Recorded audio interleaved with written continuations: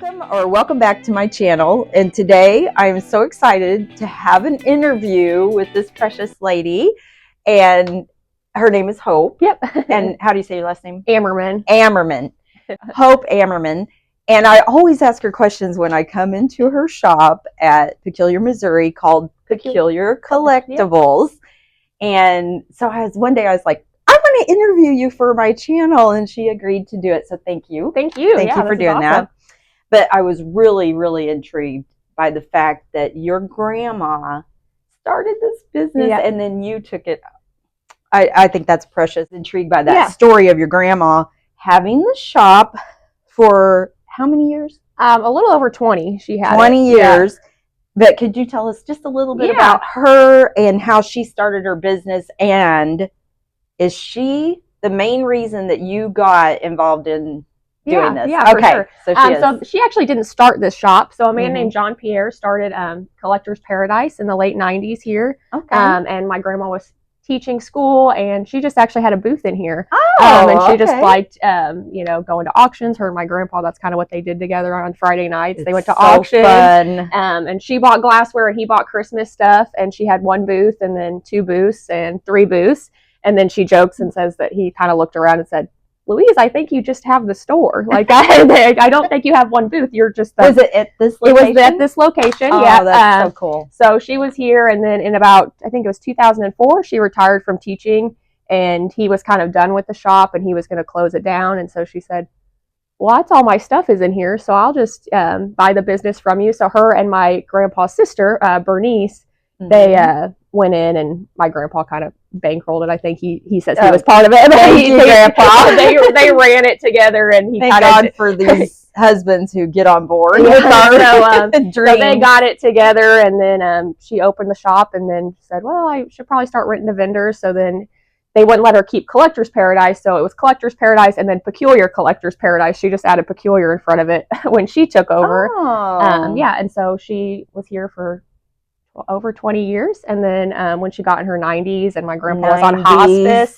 she was like, I just don't know what to do. I don't know if I'm going to auction everything off. And I'd always loved this place. Of course. I do too. And my sister and all my cousins, we all grew up coming here and writing tickets with grandma and getting paid in Sonic ice cream. So none of us wanted to see it close, so I thought, I'll jump on board. And again, thank you to the husbands that jump on board, because my husband said, let's do it. Let's take over. We appreciate you. Yeah. So we took over in June of 2024. And then in January of 2025, we actually took ownership and changed it to Peculiar Collectibles, just because we had some issues with the licensing, like keeping the name and that stuff. I think definitely my grandma is the reason I love collecting and odd things. I've always liked just unique trinkets and just random stuff and people, and memories that they bring. Yeah, exactly. And a lot of people come into our shop and they're like, it's like being in my grandma's house, and I'm like, for me, that's one of the best places to be. Exactly. So exactly, family. And I asked my husband that too this morning. I was like, when you walk into like an antique mall, vendor booth area or whatever, what is bringing back that memory to you? I know what triggers me and takes me back. It's like a time machine. It is. Yeah, no, for sure. And he was the same way. He's like, if he sees a candy dish, he's back at grandma's. Yeah. And I'm like, why don't we have candy dishes anymore? I think kids have enough candy and they just get candy all the time, but it's fun. Or even like dishes. I personally don't love glassware, but if I see dishes that like my grandma used at her house, I'm like, I need those dishes. You always had like the family style eating, and you had your mashed potato bowl, and then you had your gravy boat, and we don't really do that. We leave it on the stove, and everyone makes their plate. The French fries just stay in the carton. For sure. So you answered the question of how many years that you've been running this store. How is this store different? Is it any different at all, do you feel like, than when grandma had it? So I've tried to keep a lot of it the same. A lot of people tell us, you need to take credit cards because we're cash or check. And, That's so cool. But I keep it the same. She's always written them on like the little kitchen checks, and I still do that for all our receipts. I love that. And we do most everything by hand. So that's definitely the same, and kind of that environment that it's just kind of like receipt. Do you have the little where they have the carbon copy? Yep. So I keep those or give those to customers if they want them. But I keep that the same. Really, the only difference is like I said, there in the last couple years. You do. You have she has the spike that you put your little tickets down on. I love that. I love that.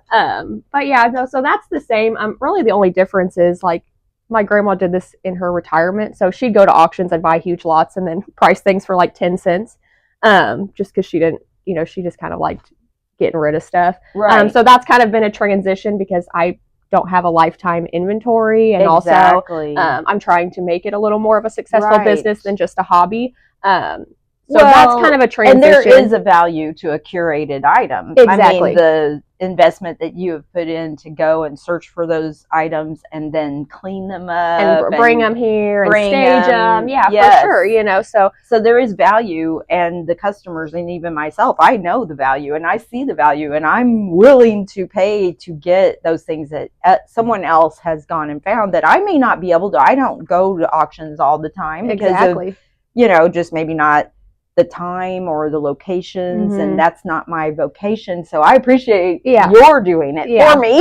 So now I have about 18 vendors in here. So I'm trying to get, I guess the difference is just trying to get a different clientele, base. Yes. I still have a lot of her regulars that come in because we do have a lot of bargains, but it's trying to meet in the middle, like keep what she had here, because I think that's so awesome how she ran it, but also kind of transition into actual collectibles and antiques and some little more high-end items. I love that. I love it. And that's what a lot of college kids, we have, at our Happy Rock booths, we have a lot of college kids coming in and decorating.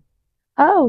They pick art prints and the frames, or, they're decorating their homes with vintage items. I love that. So that's what I'm like. I don't want to be just a normal thrift store, secondhand store, but I would like to be a vintage antique store that you can't, like you said, college kids could still come and find really great pieces for affordable prices. Yeah, because they could go to At Home or Hobby Lobby, which is fine. And I shop there too, but they could be doing all their shopping there. And what's going to happen to all these beautiful items that are left?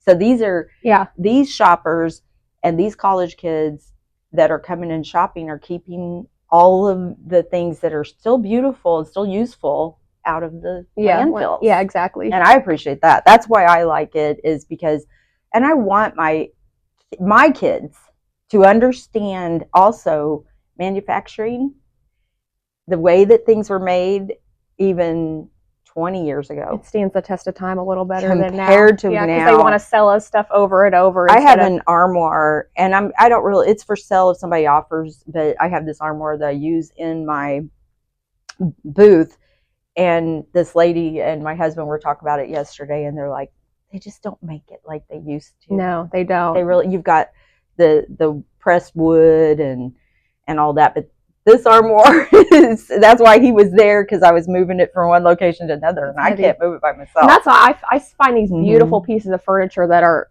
in such great condition, and so many people are like, oh, it's too heavy to move. I'm like, it's heavy because it's sturdy, because it's gonna stand the test of time. That's why it's not just particle board that's gonna fall apart on you or something. You may kind of have touched on it already in some of these answers, but what's the best part about running a store here in Peculiar, Missouri? Definitely the people. I'd like to say the items, just because I like I like looking at stuff, and I don't live in like a big house, so I don't have room for a ton of stuff. So here I get to just enjoy so much stuff and then find someone that likes it, So I love that part, but definitely the people, customers, but especially my vendors. It's really cool. Like, as I've slowly gotten people, like I said, when I took over, she had 3 people that had booths in here with her. Oh, wow. I have 18 now. Wow. So just amazing. Just slowly building a community, and just getting to talk to people and have everybody's different style kind of come together to make it one cohesive thing. There is so much here. There's so much variety with these 18 booths, because you have 18 different curators out there with their own 18 different tastes. And you can watch other videos on here. I video in here all the time. Thank you for letting me do that. Of course. Oh, and then I go back and I watch the videos. I'm like, I didn't see that. I didn't see that. I gotta go all day, every day, and people bring stuff up to the counter, and I'm like, where did you find that? A lot of it is people bring stuff in and I don't see it, but sometimes I'm just like, you just miss something, because there's so much from floor to ceiling. So well, can you tell us about a particularly memorable customer interaction? Honestly, when I first took over, all the customer interactions were super memorable because everyone had just remembered my grandma. Yeah, aww, and everyone knows my grandma. That's and so sweet. Like I said, she's 90, and what was her name? Louise Sanders. Yeah, I'm sorry, I don't think I asked that. Okay, no. Louise Sanders. Yep. And Hope Ammerman. Yep. I'm married, so I am a Sanders. Now, did your mom? Was she or dad? Or? My dad is, so my family's owned this shopping center since like the 80s.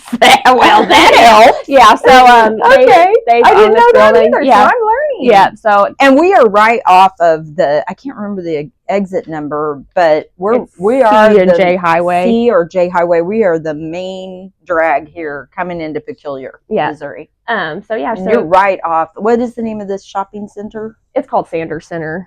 Sanders Center. Yeah. You're famous. Yeah. Well, they have the sign out there. So that's great. But yeah, my dad manages all this. My grandpa did up until he passed away, and then my dad's in his 60s, so he manages. That's honestly why I locked the door, because I said if he walks by, he's going to come in. Well, he's welcome to come in. We'll interview him. Well, how do you? I think you kind of answered this too a little bit with talking about the new vendors and everything. Is that kind of how you stay on trend of?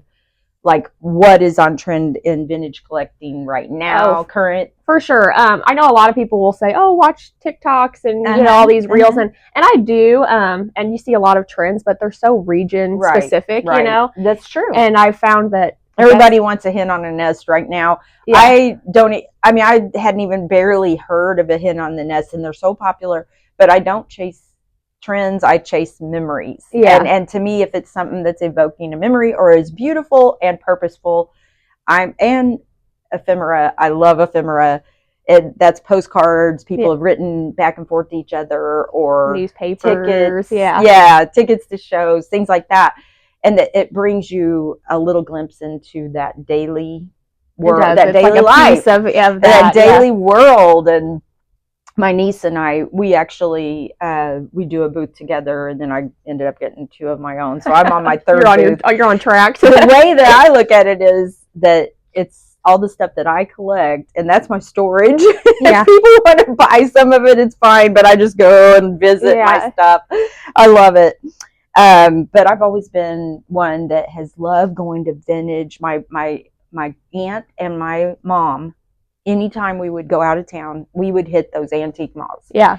And even then, like, it was different things that were kind of in. Now the things that they had are in the stores, but back then it was what their grandparents had that were in the stores, or things that we kind of had heard about, you know, like the wooden telephone on the wall, you know, like you would see those, and then your parents would be like, telephones used to be on the wall. It's like a learning experience. And then now we're like, look, we used to have roto dial phones, kids. Those trends are region based, but things like the hen on nest, that seems to be everywhere. That's popular in fairyland. They're beautiful and they're wonderful, and they're great collectibles. And anyone who finds one and gets one, by all means, do it. But I mean, like I said, unless it's something that I was already, maybe I was already into it. Yeah. Well, then I'll be like, I'm drawn to I have 10 of those. Yeah. What do you want? You know? And then they're selling for so much. I wish some of the things that I love would go into that. Waiting for crystal glass to like come back. Yeah. Yes. And that is something that is coming in, is glassware and silver. Silver tea sets and things like that are now. People don't want the little teapot to, show decoratively. They're wanting a full service tea set. That's what I've been seeing trending. So do you happen to have a favorite item or a certain thing that you collect?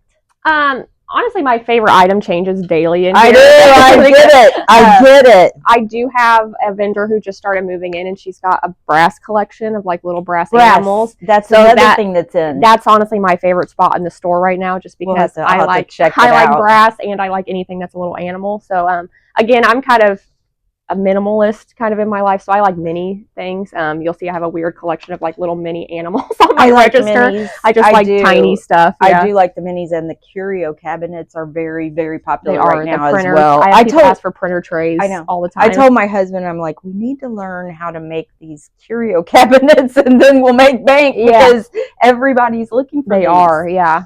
But so what is your advice, number one, for someone who's like, I kind of want to do this? How do they get started, or how do they succeed? Or I think the best advice is just take the chance, just go for it. You know, life is short. Advice. Just go for it, and go for it. Don't be afraid to ask advice. And you know, there's a lot of antique shops in the area, and a lot of owners that I've talked to, and even talking to my vendors and customers. And you know, I have vendors that have been in the antique world longer than I've been alive. Right. You know, so I try to keep an open mind and hear all their advice. So yeah, just jump in and go for it. Like there's no harm in trying something, you know, and if it doesn't work out, it doesn't work out. But a lot of times if you jump in and just try something and you're open to knowing that you don't know everything, it's really that you don't know everything, and don't be afraid to ask questions. Don't be afraid to reach out to other vendors.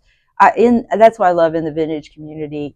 It's like a whole big family. Everybody supports everyone else. Yeah, everyone's super nice. And like I said, I've learned so much just talking to people. They'll give me places to go, and you know, they'll be like, go here. They have this sell on that day. They have that sell on this day. And on this channel, I'll be talking more about that as a reseller, which I am very new at vintage. I've been in the retail, which is simple. Retail, it's like you shop what you like for, you display it, people buy it. Yeah. Vintage is you have to go and find the things that make sense. Yeah, exactly. And put them on the shelf. But what's next for Peculiar Collectibles? Anything? So right now, like you mentioned when you came in, we got our sign saying we're accepting applications for vendors. I heard that. I saw that. Yeah, we were just doing a wait list at first because again, I'm learning as I go. And we just transitioned to applications because I just feel like that better protects our vendors that are in here and the ones that are coming in, to make sure that we're filling inventory gaps and like talking to customers and seeing what they actually want to see. So yeah, we're accepting applications. I'm hoping to have a couple more booth spaces, and then the next thing is hopefully getting rid of some of these shelves down the middle so we can have a furniture section. Oh, which is something furniture. Something people always ask for. It is sought after, and that's funny that my next booth, my third booth, is furniture. And small pieces. I have a couple of chairs, I have some lamps, and I have a couple of end tables. But I just started, so But they've all been curated. They've all been found, and I've been looking. And you're right. They aren't real easy to find. No, so I'm hoping that, and then that would just be like a shared space between all our vendors that we have in here, because a lot of my vendors have just small booths. I like this table set. I know, I feel my vendors have big enough booths that they can put, some furniture pieces, but then I have some people who just have little booths, and then occasionally they're like, oh, I found this beautiful antique trunk, or like this, and they have nowhere in their booth, so. Well, I've learned something today. A lot of things. I've learned I don't know if I knew just your grandma. Yeah. I knew she was your grandma. I learned her name. And she introduces herself as grandma to everyone. She wasn't there. That worked because I always thought of her as grandma. Yeah. Grandma's place. That's why when people are like, hi, she's like, I'm grandma. So, grandma. Yeah. Oh, I love that. Yeah. And that she went till she was 90. She just turned 91. Yeah. And was still here? Yep. Oh my goodness! That's why whenever everyone comes in and asks where she is, I'm like, she's 91. She's at home drinking coffee. She's putting her time. No kidding. No kidding. I saw an interview recently with an elder actor, and they're like, "How are you?" And he's like, "I don't let the old man in." Yeah, and I'm not going to say you. Did you? I saw that. Yeah. And I was like, "That's good advice." Yeah. Don't let the old man in, and just continue living. And a lot of people, when they retire, then it's life. I mean, they just start. That's it. But to me, retirement is just starting over. Like, I mean, I retired from this, and now I'm doing something different. Exactly. When she retired, like I said, I mean, she took over here because she said, well, I retired from teaching, but I want to do something fun. I don't want to just sit at home. So. I was a teacher too. Yeah. And where did she teach? She taught in Archie. Oh yeah. She taught all over. Her and my grandpa both taught. Yeah. He taught in Miami, Oh my Missouri. goodness. Yeah. That's wonderful. I taught for the North Kansas City School District and for Platte City. Oh, nice. Yeah. So she has students come in and they're like, "Your grandma taught me typing," and I'm like, typing. Really? Yeah. And they're like in their 80s. You know, most of her students that she taught typing. I could never teach typing. No. I can't do the ribbons. Yeah. I can do the typing. I can type fast, but don't ask me to change a ribbon. Not going to happen. Well, thank you so much for this interview today. And everybody be sure, if you've seen this and you live in the greater Kansas City area, we are not far from Kansas City, maybe like 15 minutes. Yeah, I'd say about 20 minutes. Yeah. 20 minutes from the border, depending on how fast we drive. No, I'm just kidding. But anyway, yes, come on out and check out Peculiar Collectibles with Hope Ammerman. And this is a cool store. I'll add some video footage of this store right after this. Thank you.